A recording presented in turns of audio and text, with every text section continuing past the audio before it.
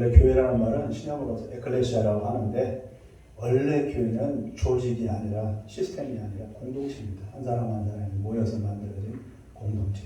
이 신약, 구약 전체의 의미가 교회라는 의미가 바로 사람들이 모인 공동체라는 의미입니다.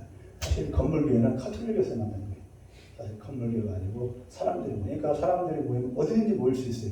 광야에서도 모일 수 있고 들판에서 모일 수 있고 가정에서 모일 수 있고 모일 수 있고 중요한 것은 사람들이 모인 공동체가 그게 원래 교회의 의미입니다.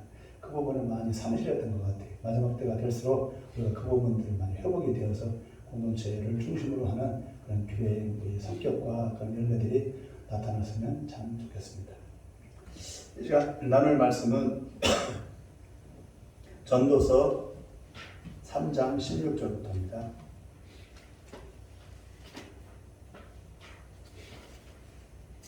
전도서 3장은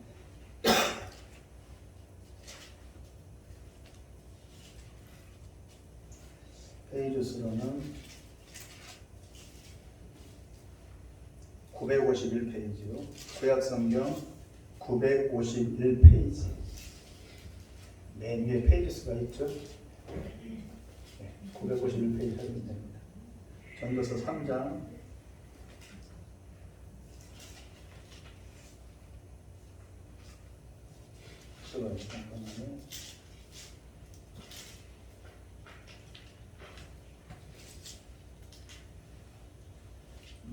'제가 잘못 찾았어요. 잠깐만요. 전도서가 아닙니다. 열왕기 3. 열왕기 3. 잠깐만요. 착각을 했습니다. 주부의 전도서잖아요. 예, 전도서인데 제가 설교 말씀을 단절 준비했어요. 근데 지금은 주발 정말 작성한 것 같아요. 열왕기 3으로 가셔서 제가 찾아볼게요. 잠깐만요. 515. 제가 착각을 했습니다. 예? 515. 열왕기 3장. 15. 네, 맞아요. 전도서 3장이 아니고 열왕기 3. 열왕기 3장. 열왕기 3장 16절. 열왕기 3? 네. 열왕기 구약성경 515페이지. 맨 위에 페이지 수가 있죠.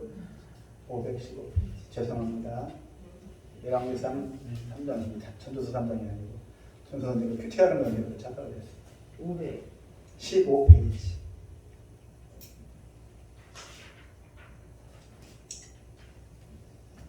재밌어요. 제가 잘 같이 읽으면서 같이 내용을 생각해 보세요. 유명한 거예요. 이 내용이 텔레비도 나오고 방송도 나오고 솔로몬의 재판이 나오고 유명한 내용입니다. 오늘 그 의미를 한번 살펴보려고 본문을 정한 겁니다.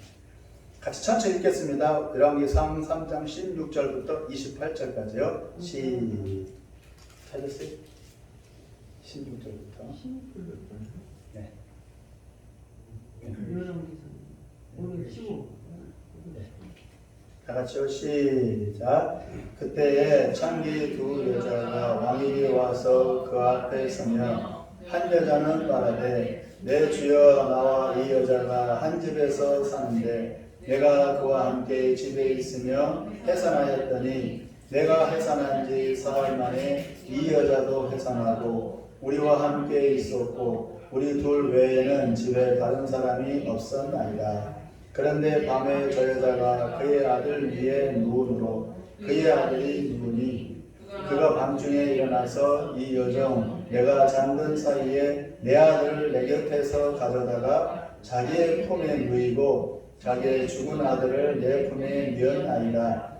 아침에 내가 내 아들을 젖먹이려고 일어나 본즉 죽었기로 내가 아침에 자세히 보니 내가 낳은 아들이 아니더이다 하매 다른 여자는 이르되 아니라 산 것은 내 아들이요 죽은 것은 네 아들이라 하고 이 여자는 이르되 아니라 죽은 것이 네 아들이요 산 것이 네 아들이라 하며 왕 앞에서 그와 같이 쟁론하는지라.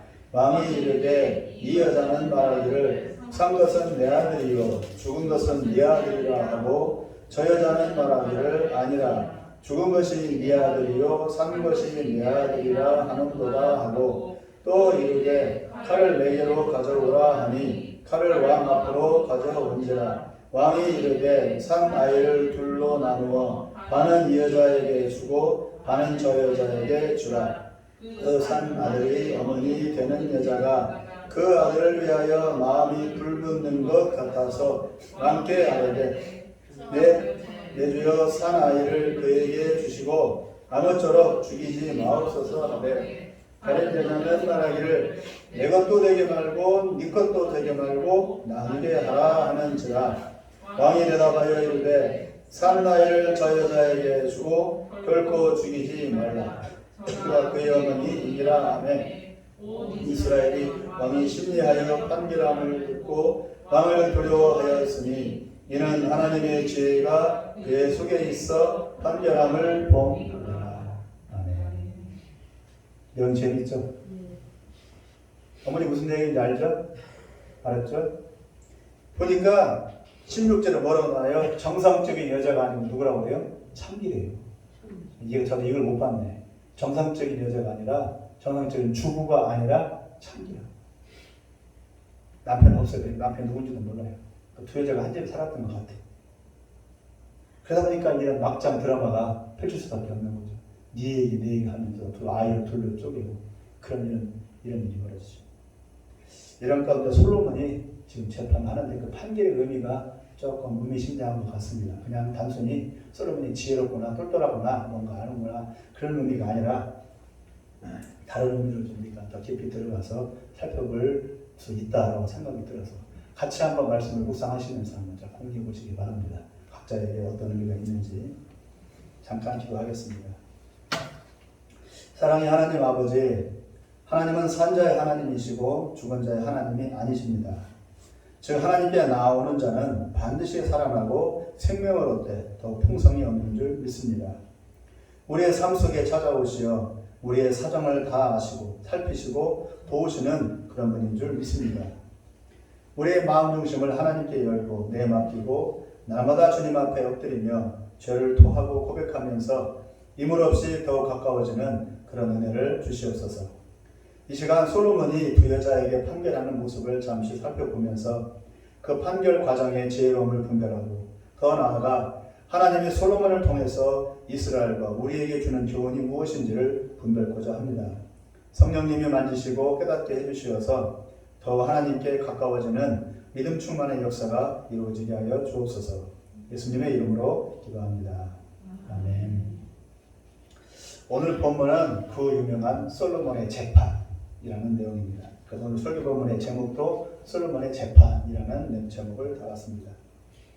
그런데 오늘 본문 바로 직전에 항상 그 배경을 봐야 되겠죠. 오늘 본문 바로 직전에 하나님이 솔로몬에게 꿈에서 나타나 지혜를 주시는 내용이 나옵니다. 우리 3장 12절 말씀을 다 같이 한번 읽어보겠습니다. 3장 12절이요. 시작. 내가 네 말대로 하여 네게 지혜롭고 총명한 마음을 주노니 네 앞에도 너와 같은 자가 없었거니와 이 뒤에는 너와 같은 자가 일어남이 없으리라 라고 했습니다. 3장 12절입니다. 지혜롭고 총명한 마음을 주신다고 하십니다. 왜냐하면 솔로몬이 자기를 위해서가 아니고 자기에게 맡겨진 백성들을 잘 다스리라고 그들을 잘 이끌기 위해서 지혜를 달라고 솔로몬이 요청했기 때문입니다. 내가 지혜로워야지 그게 아니고 나한테 맡겨진 백성들을 내가 어떻게 하면 잘 다스릴까? 그러려면 지혜가 필요한데 하나님 지혜를 주세요. 그래서 백성들을 잘 다스릴 수 있도록 해주세요. 라고 지혜를 하나님한테 요청을 한 겁니다. 좋은 의도죠. 하나님은 그가 기특하다고 여겨서 조건 없이 그에게 지혜와 총명의 마음을 주셨습니다. 말씀을 잘 보십시오. 지혜와 총명을 주신 게 아니고 뭐라고 말했어요? 지혜롭고 총명한 마음이라고 성경은 말씀하고 있습니다. NIV 성경에도 하트라고 되어 있습니다. 하트. 아이디어가 아니고 하트. 무슨 뜻입니까? 머리만 좋고 눈치 빠르고 기가 막힌 기발난 아이디어로 백성들을 통치하는 게 아니고 마음과 가슴으로 다스리라는 뜻입니다. 머리 좋고 수단 좋다고 백성들이 따르지 않습니다. 백성들 다 알아요. 머리 좋은 거. 가슴이 있는가 없는가. 사람은 인격의 존재이고 마음과 가슴의 피조물입니다. 하나님이 마음이 있고 가슴이 있기 때문에 사람도 마음과 가슴이 똑같이 있는 것입니다. 하나님의 형상대로 지음받았기 때문에. 다시 말하면 재판을 해서 재판받은 사람과 그것을 본 백성들이 마음과 가슴으로 수긍하고 인정하지 않을 수 없는 그런 판결을 내려서 솔로몬을 진정한 왕으로 인정하고 섬기고, 그리고 더 나아가 솔로몬 뒤에 있는 하나님을 인정하게 하는 판결을 해야 하는 것입니다. 그냥 머리만 좋아서 기발난 아이디어로 판결한다고 될 문제가 아니라 솔로몬을 진정한 왕으로 인정하느냐 마느냐, 또는 솔로몬 뒤에 있는 하나님이 드러나느냐 안 드러나느냐, 바로 그 문제이기 때문에 이 판결이, 첫 판결은 매우 중요한 의미가 담겨 있는 겁니다. 그러나 솔로몬에게 하나님은 단서를 답니다. 이렇게 지혜를 주겠다고, 지혜로운 마음을 주겠다고 말씀하시면서 하나님은 단서를 답니다. 어떤 단서인지 보겠습니다. 14절 말씀입니다. 시작. 네가 만일 네 아버지 다윗이 행함같이 내 길로 행하며 내 법도와 명령을 지키면 내가 또 네 날을 길게 하리라. 지혜롭고 총명한 마음을 주겠지만, 그러나 네가 네 아버지 다윗이 행했던 것처럼 다윗이 율법과 계명대로 지키고 행하면 그러면 네 날이 길리라 라고 하는 단서를 달아줍니다. 내 법도와 명령을 지키라고 하십니다. 누구처럼요? 아버지 다윗처럼. 다윗이 하나님의 법도와 명령을 지켰듯이 너도 그리해야만 대대손손 복을 누릴 수 있다고 말씀하십니다. 그런데 이 말씀을 다르게 해석할 수 있습니다. 다윗이 그렇게 신실하게 하나님을 경외하고 율법을 충실히 지키는 믿음을 가질 수 있었던 것은 그의 조상인 아브라함의 믿음으로부터 이어졌기 때문입니다. 즉 하나님이 아브라함과 맺은 언약, 약속에 따라서 다윗에게까지 그 믿음이 이어져 계명을 충실히 지킬 수 있었던 것처럼 솔로몬 너도 네 아버지 다윗이 하나님과 맺은 언약을 기억하며 그 언약 안으로 들어와야 한다는 것을 말하고 있는 것입니다.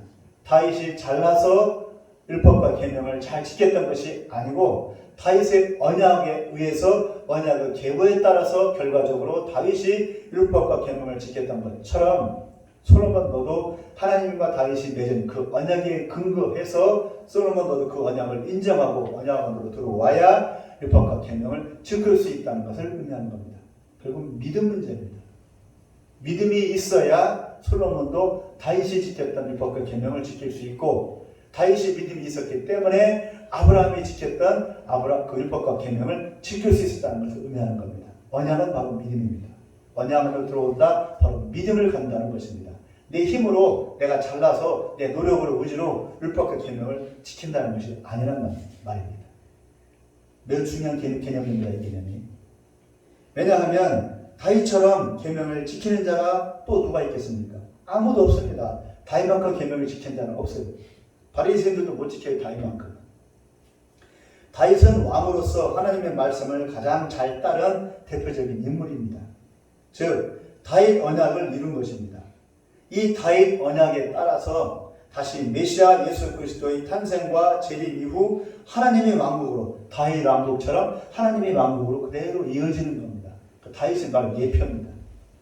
그러므로 솔로몬은 자기 힘으로 계명을 지키려고 할 게 아니고 다윗 언약 안으로 믿음으로 들어와 다윗의 간 길을 더듬으면서 뒤따라가는 흉내라도 내면 되는 것입니다.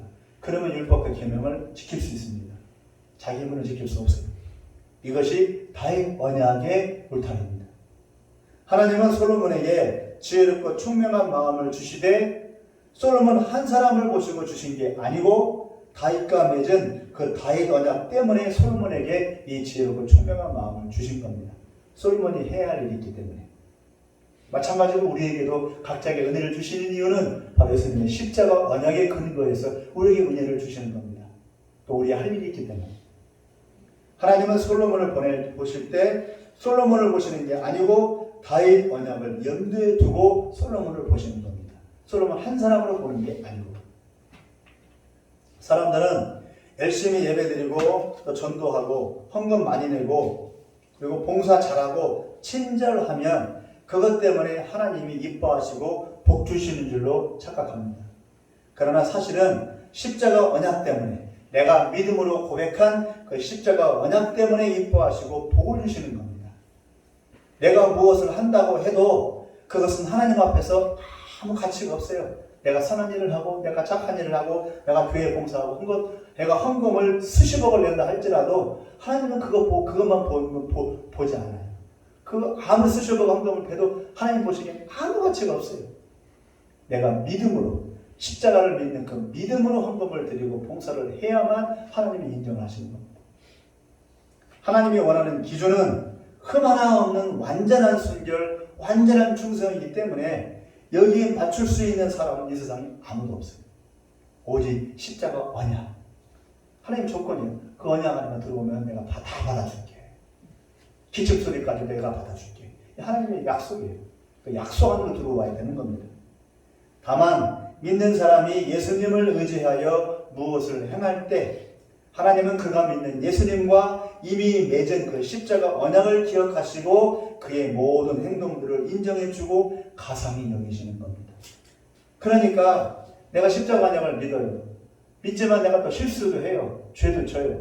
그럼에도 불구하고 하나님이 나를 용서해 줄 수 있는 거예요. 왜? 언약 안에 있기 때문에.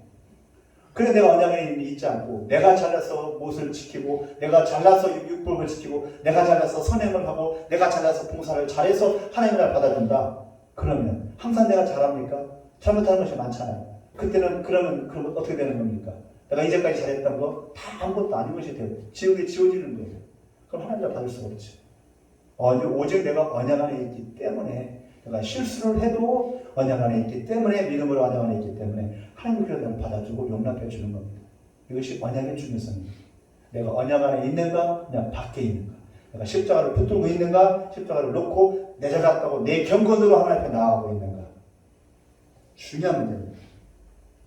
그러므로 내가 잘난 게 아니고 내가 잘해서가 아니라는 겁니다. 하나님이 나를 받아주고 용납해 주는 것은 우리의 모든 예배, 봉사, 헌신이 하나님께 상달되고 인정받으려면 오직 십자가에 달리신 예수님을 인정하고 믿고 내 마음 중심으로 고백해야 가능합니다. 네, 아브라함의 언약이 다윗의 언약을 거쳐 십자가 언약으로 딱 만치표를 찍었기 때문에 더 이상의 언약은 없어요. 십자가 언약으로 끝나는 겁니다.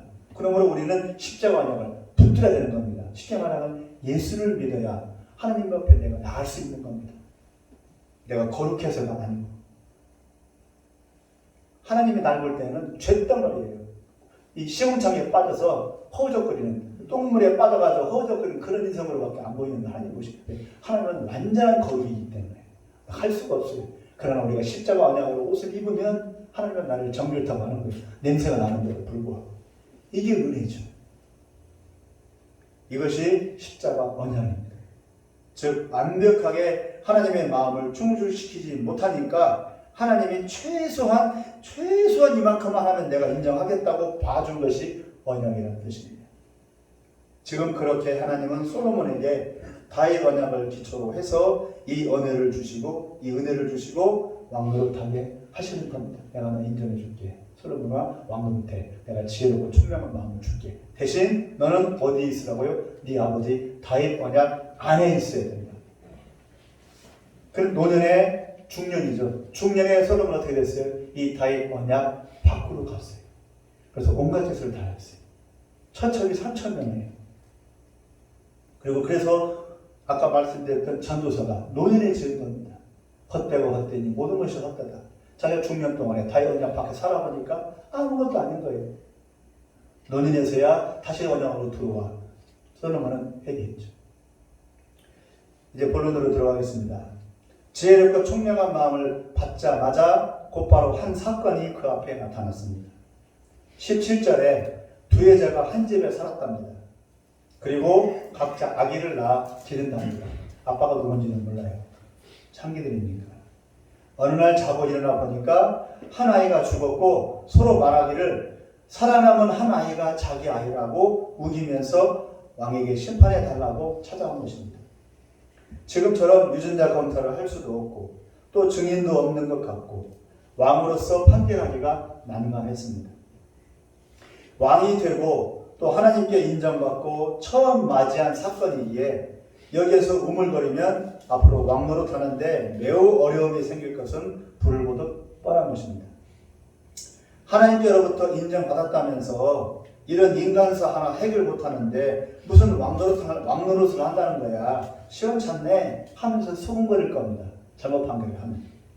솔로몬은 우선 두 여자의 말을 곰곰이 듣기만 했습니다. 두 여자의 말을 곰곰이 살펴보면 한 가지 공통점이 있습니다. 22절을 읽어볼까요? 22절요. 시작.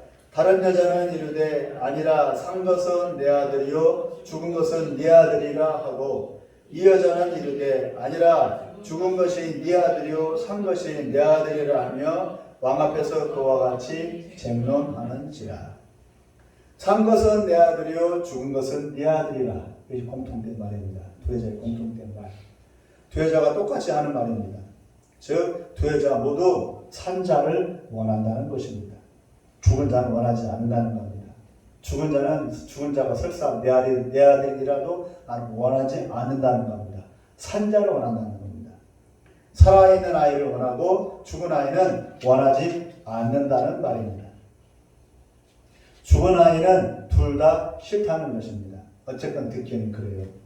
문제는 살아있는 것을 원하는 것입니다. 더 구체적으로 말하면 살아있는 게 내 아이라고 서로 우기는 것입니다. 솔로몬은 여기에서 문제의 핵심을 잘 파악했습니다. 죽은 아이가 누구의 아이인가, 산 아이가 누구의 아이인가는 중요하지 않습니다. 두 사람의 문제는 서로 살아있는 아이가 자기 아이라고 우기고 있기 때문에 죽은 아이에 대해서는 관심이 없는 것입니다. 결국 솔로몬은 죽은 아이는 신경 안 쓰고 산 아이를 데려오라고 했습니다. 두 여자의 관심은 죽은 아이가 아니고 살아있는 아이였기 때문입니다. 그래서 솔로몬은 서로 산 아이를 원하니 공평하게 죽은 아이가 아니라 산 아이를 둘로 쪼개서 나눠 가지라고 말했습니다. 서로 살아있는 아이를 원하니까. 24, 25절을 읽어볼까요? 시작. 또 이르되 칼을 4개로 가져오라 하니 칼을 왕 앞으로 가져온지라. 왕이 이르되 산 아이를 둘로 나누어 반은 이 여자에게 주고 반은 저 여자에게 주라. 솔로몬의 판단은 꾀를 부린 것도 아니고 큰 지혜를 발휘한 것도 아닙니다. 두 여자, 바꿔 말하면 두 어머니를 본 것입니다. 솔로몬은. 두 아이 앞에 선 두 어머니의 마음을 솔로몬은 헤아렸습니다. 지혜를 짜낸 것이 아니라 인지상정으로 하나님이 주신 본성대로 그 마음과 심정을 헤아려 살핀 것입니다. 솔로몬은. 그러니까 솔로몬은 지혜를 받은 것이 아니고 지혜로운 마음을 받은 것이죠. 두 사람의 두 여자의 말을 들으면서 그 말을 하고 있는 두 여자의 마음을 헤아렸으니까 솔로몬은. 두 여자가 누구예요? 두 여자는 어머니잖아요. 어머니의 마음을 본 것이죠. 솔로몬은. 서로 산 아이가 자기 아이라고 하니 얼마나 아이를 애타게 사랑하는 어머니의 마음인가. 그러면 공평하게 나눠 가지라면 어떤 결과가 나올까? 22절에 뭐라고 했습니까? 산 것, 죽은 것. 쉽게 말하면 living one, dead one 이라고 영어는 표현했어요. one. 그거. 물건입니다. 네 소유, 내 소유. 내 소유, 내 것입니다. 내 것이니 나는 안 뺏기겠답니다. 두 여자는 지금 소유권 싸움을 하고 있습니다. 솔로몬은 두 여자의 마음을 헤아리고 있는데 두 여자의 말은 소유권 싸움을 하고 있는 것입니다. 솔로몬은 아이를 놓고 두 장사꾼도 아니고 두 소유자도 아닌 두 어미를 보았습니다. 보려고 한 거겠죠. 어미가 아이를 소유물로 여기고 안 뺏기겠다고 내 것이라고 악다구니를 써가며 저렇게 싸운다? 뭔가 잘못된 것 같은데. 우기는 한 여자가 문제가 아니라 두 여자 모두가 문제인 것 같은데. 그래서 솔로몬은 소유권을 주장하는 한 여자가 아닌 아이를 낳은 어미의 심정을 가진 이를 자극하는 돌발적인 판결을 내렸습니다. 이건 이거고 저건 저거야. 됐지? 그게 아니고 솔로몬은 이 판결을 하면서 뭔가 자극을 준 거예요. 뭔가 무슨 결과가 나올까라고 하는 반응을 본 것이죠. 그 반응 자체가 결국 판결을 하게 되는 거죠. 솔로몬이 판결되는 게 아니고 그 판결이 옳아서가 아니고 반응을 기대하면서 지금 솔로몬은 이렇게 말하고 있는 겁니다. 상아이를 데려와서 둘러 쪼개라. 마치 하나님이 아담과 하와를 만들어 놓고 에덴 동산에서 살게 하면서 무슨 일이 벌어질까 지켜보신 것처럼 하나님이 아담과 하와를 만들었어요. 잘 만들었어요. 에덴 동산을 만들었어요. 둘이 살게 했어요. 됐다 이제 됐어. 이게 아니고 둘이 살게 했어요. 그 다음에 무슨 일이 벌어질까 기대를 한 거예요. 아담과 하와를 통해서 하나님의 기대치에 부응을 하면서 아담과 하와는 살아야만 됐어요. 책임이 주어지는 거죠. 그런데 좋은 결과가 나오지가 않았죠. 그 수습을 아담과 하와는 뒷수습을 못하니까 하나님이 아담과 하와가 버린 그 뒷수습을 지금까지 해오고 있는 거예요.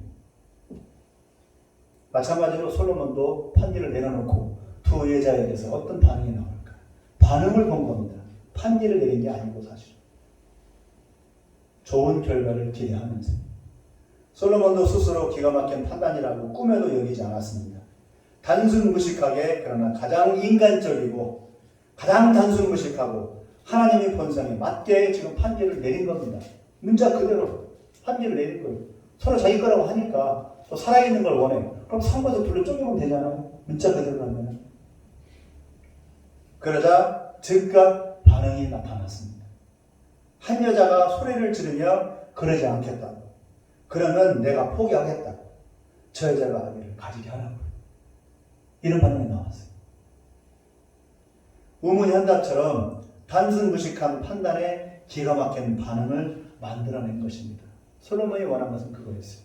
자기 판단이 아니라 그 판단을 통해서 나타나는 그 반응을 솔로몬은 원한 것입니다.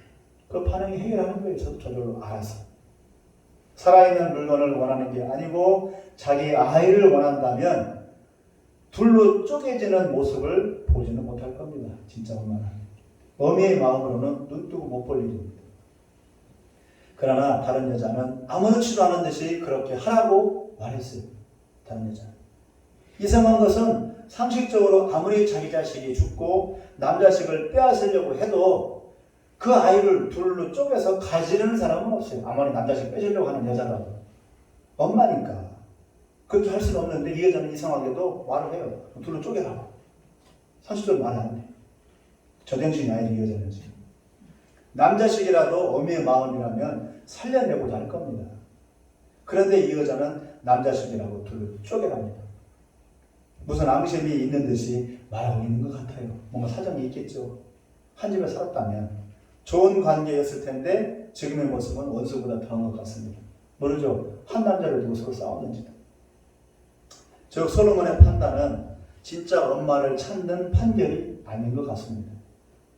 엄마로서 아이를 키울 자격이 있는 마음을 가진 이를 구별하여 그 아이를 키우게 하는 새로운 창조의 성격을 이 솔로몬의 판단은 갖고 있습니다. 27절을 읽겠습니다. 시작. 왕이 대답하여 이르되 산 아이를 저 여자에게 주고 결코 죽이지 말라. 저가 그의 어머니이니라. 어머니이기 때문에 어머니라고 한 것도 있겠지만 그러나 저 여자가 어머니 자격이 있기 때문에 어머니라 라고 말하는 건지는 모르겠어요. 저가 그의 어머니이니라고 솔로몬은 사실을 말하면서도 어찌 보면 저가 어머니 자격이 있다고 말하고 있는 것 같습니다. 즉 어미의 마음을 가진 진짜 어머니를 찾는 것입니다. 낳은 어머니가 아닌 자식을 진심으로 아끼고 사랑하는 어미의 마음을 가진 이를 빼앗기더라도 남에게 주더라도 아이는 살려내고자 하는 어미의 그 마음을, 이 마음에 초점이 지금 맞춰져 있는 겁니다. 오늘 본문 솔로몬이 진짜만 가짜만 갈랐다가 아니고 진짜 그 마음을 가진 그 진짜 의미를 솔로몬이 발견했다. 본성을 찾았다. 그 마음을 깨달았다. 28절 한번 읽어볼까요? 28절요. 시작. 온 이스라엘이 왕이 심리하여 판결함을 듣고 왕을 두려워하였으니 이는 하나님의 지혜가 그의 속에 있어 판결함을 봄이더라. 위의 내용과 안 맞아요. 28절 내용. 백성들이 두려울 필요가 없거든요. 환성을 질렀어야죠. 아, 우리 왕 똘똘하네 라고 환성을 질러야 되는데 백성들 뭐라고 말해요? 두려워했대요. 왜 백성들은 두려워했을까요? 야, 우리 왕 똘똘하네, 기가 막히네 라고 박수치며 환호해야 하는데 오히려 두려워했습니다. 영어로 두려워했다는 말을 NIV에 이렇게 표현합니다. O라고 합니다. Awesome이라고 하죠. AWE라고 했습니다. 강도를 두려워하는 그런 공포의 의미가 아니라 어떤 위험과 권위 앞에 두려워하는 모습. 이것을 O라고 합니다. 이렇게 두려워하고 있는 겁니다. 백성들은 지금. 공포했다는 게 아니고 두려운 거예요. 솔로몬. 왜요? 백성들은 솔로몬의 판결을 보고 본질을 꿰뚫고 핵심을 찌르는 것을 본 것입니다. 단순히 솔로몬의 머리에서 나온 게 아니고 그 아버지 다윗의 모든 삶에서 하나님이 함께 계셨던 것처럼 지금 솔로몬의 판결 뒤에도 하나님이 계심을 본 것이고 그 판결을 통해 하나님은 얍삽한 잔꾀가 안 통하고 철저히 처음부터 끝까지 본질과 본성에 조금도 한 채의 양보나 타협 없이 끝까지 주장하시고 강권하신다는 것을 느낀 겁니다. 하나님은 어미하신 분이라는 것을 솔로몬의 판결을 통해서 백성들은 본 것이기 때문에 두려워한 겁니다. 솔로몬은 뒤에는 하나님이 계시다. 이것이 이 사건이 바로 백성들로 하여금 하나님을 두려워하게 하는 그런 효과가 있는 것이죠. 이 판결 하나를 통해서. 이제 이스라엘이 잘못과 잘 사니 적당히 대충 해도 되지 않겠어? 다윗 때 그렇게 신실하고 충실했으니 우리 때는 좀 쉬면 안 될까? 율법도 적당히 지키고 좀 느슨하게 말이야 라고 하는 백성들의 생각이 전혀 통하지 않는다는 것을 보여주는 그런 판결입니다. 아가서 8장 6절 7절 말씀을 제가 읽어드리겠습니다.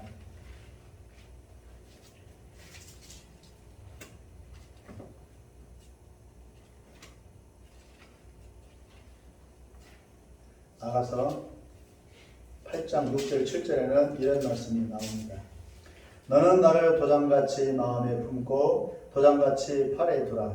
사랑은 죽음같이 강하고 질투는 수월같이 잔인하며 불길같이 일어나니 그 기세가 여호와의 불과 같으니라. 많은 물도 이 사람을 끄지 못하겠고 홍수라도 삼키지 못하나니 사람이 그의 온 가산을 다 주고 사람과 바꾸려 할지라도 오히려 멸시를 받으리라. 이 말씀은 솔로몬의 그 술람미 여인에 대한 사랑 고백이기도 하지만 바로 우리에 대한 인생들에 대한 하나님의 사랑의 정도에 대해서 말씀하고 있는 내용이기도 합니다. 사랑은 죽음같이 강하고 질투는 수울같이 잔인하여 라고 했습니다. 아무도 이불을 끌 수가 없답니다. 하나님의 이 끌 수 없는 영원한 사랑을 아무도 끌 수가 없답니다. 이 어미, 자식을 내어주는 이 어미의 마음처럼 한 아이를 두고 두 여자가 싸우듯이 한 사람을 두고 하나님과 사단이 싸우고 있는 듯 합니다. 아기 예수님을 사이에 두고 사단은 자기 것이라고 내 희생양이라고 우기며 기어이 그 아기를 십자가에 매달아 주셨습니다. 둘로 쪼개듯이 하나님은 그것을 보면서 지켜만 보았고 말할 수 없는 피눈물을 흘렸습니다. 그 아기가 피땀을 흘리며 진액을 쏟으며 밤새워 살려달라고 애원했을 때에도 하나님은 침묵하셨습니다. 그리고 사단은 옳다구나 하고 그 아기를 낚아채 가서 온갖 희롱과 고통을 주고 기어이 십자가에 매달아 봐라, 내가 뺏었다. 내가 하나님에게서 이 아기를 뺏었다. 이제 나는 그를 죽여 하나님의 이름을 땅에 떨어뜨릴 거다. 오죽 못났으면 자기 아들도 지켜내지 못하나 오죽 인정머리 없으면 자기 아들이 저렇게 십자가에 매달려 죽어가는데 지켜만 보고 있나? 내가 이겼다. 이제 세상은 내 거다. 저런 머저리 같은 창조자를 따르지 말고 나를 따르라고 사단이 외치는 것 같습니다. 진짜 어미 마음을 가진 여자가 그 아기를 살리려고 그냥 내주어 버리듯이 하나님도 자기 아들을 그냥 주어 버렸습니다. 왜요? 그리고 우리를 살리시기 위해서. 이것이 아가서의 고백. 사랑은 죽음같이 강하고 질투는 지옥같이 잔인하다. 솔로몬을 통하여 하나님은 우리에게 말씀하십니다. 내 아들을 버려 나는 너희를 살렸다. 나의 마음을 너희가 헤아리느냐?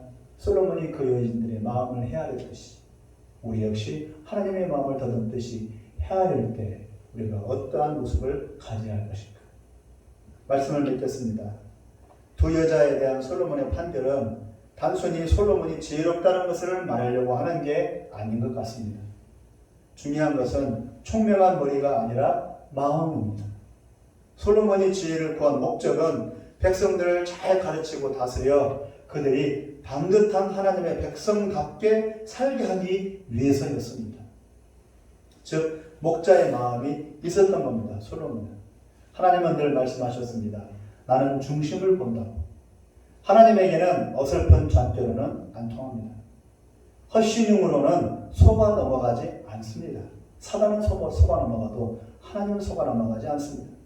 마음을 다하고 성품을 다하고 온 힘을 다할 때 하나님은 그때야 인정해 주시고 그에 대한 응답을 주십니다. 진행할 수 없는 자기 부인 이후에야 예수님은 순결한 모습으로 십자가의 제물이 되실 수 있었습니다. 제물은 순결해야 되니까. 하나님은 더러운 제물은 받지 않고 흠없는 제물을 받으시기 때문입니다. 솔로몬에게 하나님은 가르쳐주고 계시는 것입니다. 네가 한 판결처럼 끝까지 너는 너희 백성들에게 온 마음을 다해라. 그리고 그 이상으로 너희 아버지 다윗처럼 하나님께 온 중심을 다해라. 그리해야 너와 네 자손이 복을 받을 수 있고 하나님의 구속사가 너를 통해 순탄히 흐르게 된다고 말입니다. 하나님은 언제나 진지하시고 신중하시고 또 묵직하시고 서두르지 않습니다. 자기가 한 말에 대해서는 끝까지 책임을 지실 만큼 진중하신 분입니다. 경상도 사람 그 이상으로. 우리가 그분의 심각하고 진지한 십자가 피해 사랑을 받았습니다. 그리고 이 심각한 하나님의 사랑과 은혜로 나아오라고 주변 사람들을 우리는 초대하고 있지요. 네 것 내 것 따지는 철없는 두 여자가 아닌 진심으로 아이를 사랑하는 어미의 본성으로 우리를 사랑하시는 하나님의 마음을 헤아리며 이 마음으로 철없이 죽어가는 그 영혼들을 돌아보아야 하겠습니다. 솔로몬이 자기 백성들을 연도해서 지혜로운 마음을 달라고 했던 것처럼 우리도 또한 저 죽어가는 영혼들을 위해서 우리에게도 지혜로운 마음을 달라고 기도해야 될 것입니다. 그 마음을 달라고, 목자의 마음을 달라고, 저 불쌍한 영혼들에 대한 눈물 흘리는 마음을 달라고, 찾아가지 않을 수 없는 그 마음을 달라고, 어미의 마음, 아비의 마음을 달라고, 하나님의 마음을 달라고 우리도 기도해야 합니다. 소가 닭 보듯이 멀뚱멀뚱 굴지 말고 예수 이름 전해서 반응하도록 수고하는 우리 모두가 되시기를 간절히 기원합니다. 그것이 솔로몬에게 지혜로운 마음을 주신 하나님의 마음처럼 우리에게도 또한 지혜로운 마음을 우리에게도 주려고 하시는 것입니다. 그래서 죽어가는 영혼들을 살려내라. 한 영혼이라도 더 살려내라. 그렇게 해야 하나님의 나라가 임하고 우리 주님이 다시 오실 수 있다. 우리에게 말씀하고 있는 것입니다. 기도하겠습니다. 솔로몬에게 지혜로운 마음을 주셔서 그 마음으로 두 여자의 마음을 핵심을 꿰뚫고 그 어미의 마음을 보게 하셨습니다. 솔로몬으로 하여금 그 마음으로 백성들을 다스리라고 하셨습니다. 잔깨 부리고 잔머리 부리며 머리로 백성들을 다스리지 말고 가슴으로 백성들을 다스리라고 솔로몬에게 교훈하고 계십니다. 우리에게도 마찬가지입니다. 우리에게도 그 마음을 주고자 하시고 그 마음을 가지라고 하십니다. 너만 잘 먹고 잘 살고 하지 말고 네 가족만 챙기려고 하지 말고 죽어가는 영혼들 하나님의 마음으로 아비의 마음, 어미의 마음으로 조금이라도 돌아보며 그들을 위해 기도하고 그들에게 복음을 증거해서 그들로 하여금 하나님께로 돌아오게 하라고 우리에게도 그 마음을 주고자 하십니다. 하나님 아버지 우리가 우리를 위해 살지 않게 하시고 하나님을 위해 살게 하여 주옵소서. 그래야 주님 오실 때 부끄럽지 않은 모습으로 주님 앞에 서게 하여